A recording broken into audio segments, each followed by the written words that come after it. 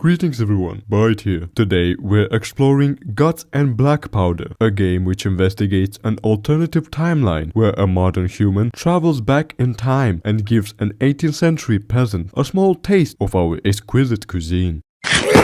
You are a soldier amongst the 19 others tasked with escaping the small inconvenient position of being surrounded by hordes of people affected by the fourth bubonic plague. How you go on about surviving is entirely up to you. You can fight your way out or support your team and hope they don't fuck up. In game, you have the option to choose from 7 servicemen who specialize in unique tasks. Line infantry is your average cannon fodder. Equipped with a musket and a saber, this class doesn't have any special abilities except shoot and slash. One word of advice while shooting any firearm in game: use it only if absolutely necessary. If you had the misfortune of missing your shot while being in an unfavorable environment, prepare for the consequences that are to come.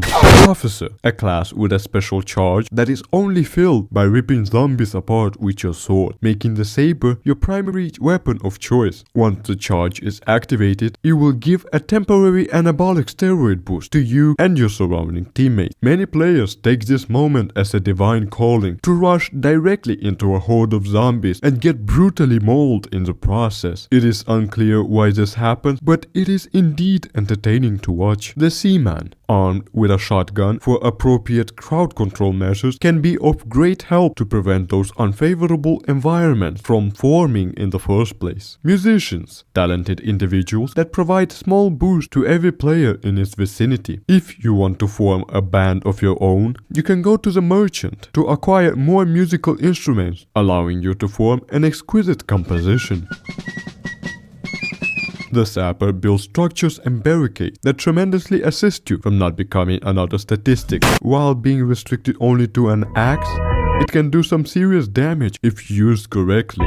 Take the axe as a method of enhancing your gaming experience. Surgeon, a support class that is actually enjoyable to play as, because in order to heal people, you need medical supplies, and those supplies can only get refilled from killing zombies, forcing you out of your comfort zone. However, being the only medic in the game, expect a lot of tantrums targeted towards you, and arguments how you dying too early because of a hidden bomber or not healing someone for a fraction of a picosecond should make you consider the rope. Finally, we have the priest. It is gatekept behind an achievement that requires you to do a handful amount of community service. Once you gain the achievement, you will have access to the almighty crucifix and the ability to bless someone. Blessing someone prevents a player from becoming an infected. But how do you know if you're infected, you may ask? If, after getting ambushed, your skin pigmentation starts to get darker and your field of vision becomes red, that means that you have a limited amount of time before you become one with the dead. Do not take this as a sign to alert your teammates of your condition. Make sure to conveniently position yourself behind the line of sight to maximize the amount of serotonin you get from seeing your own corpse annihilate the whole team. If you haven't noticed by now, teamwork is a big part of the game. Good cooperation between your teammates can be the decisive factor in whether or not you escape or get devoured to death by the horde. So make sure you use your charges appropriately and your medication wisely. With that being said, do not mistake these players you see on your screen for friends, because they will eliminate any able-bodied individual the minute they hear a scream of pain from a fractured limb. The map selection is not so diverse, but have high replayability, meaning you won't get bored by playing the same map with an urban or cold environment. On every map, you'll be accompanied by a ginormous horde of the undead. Surprisingly, they still have enough brain capacity to wield an axe, carry an explosive barrel, and throw a Molotov cocktail directly at the nearest wooden barricade. The shamblers, being the most incapacitated, thrive in large group environments. Do not let their fragile appearance fool you, since it only takes one shambler to grab your shoulders in order to turn you into a bottom real quick. Runners are just like shamblers, but catch you faster and have more passion while doing it. Bombers are zombies that carry explosive barrels, get too close and you'll quickly turn into dust and powder. They are immune to the priest crucifix because from their Finally, you have the William Afton of the game. He has a lamp which he catapults onto you. When the lamp breaks, it sets ablaze everything in its perimeter, recreating the ending of the third installment of the famous indie game about funny child robots.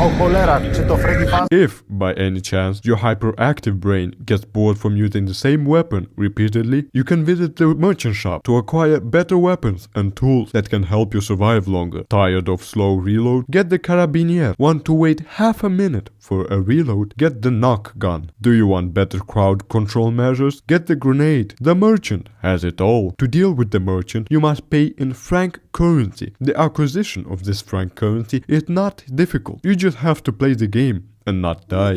In the game, there are 2 game modes available to play. Objective, which features 4 maps where you are tasked with navigating to your escape gateway. On many of these maps, you'll have the possibility to play around with the game's long catalog of interactive mechanics, such as destroying stone walls, blowing up houses to build a bridge, blowing up bridges to escape, reach an escape gateway point where you have a final battle against the biggest horde you'll ever see, the endless mode, a game mode where you have to survive hordes of zombies coming at you from all directions. Every round they come in larger numbers and stronger than before. I prefer to barricade myself in a secluded homestead and outsource the work of defending myself to other people for free. This is known in the entrepreneurial community as contractor arbitrage. However, instead of saving money, I save time, and I use that irreplaceable time to update myself on the recent geopolitical and economic situation of the world. They started to approach the entrance of the Skibbity Pig. For those who haven't suffered enough, gathering over 12 hours of playtime will grant you access to hardcore mode, and I do not think that this section needs any explanation.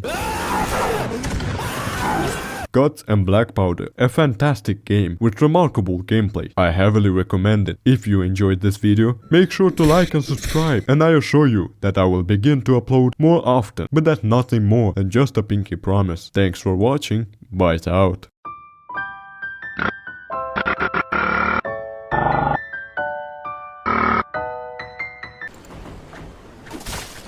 Hasta la vista, zombie. Me gusta Skibidi toilet. Ah, yeah.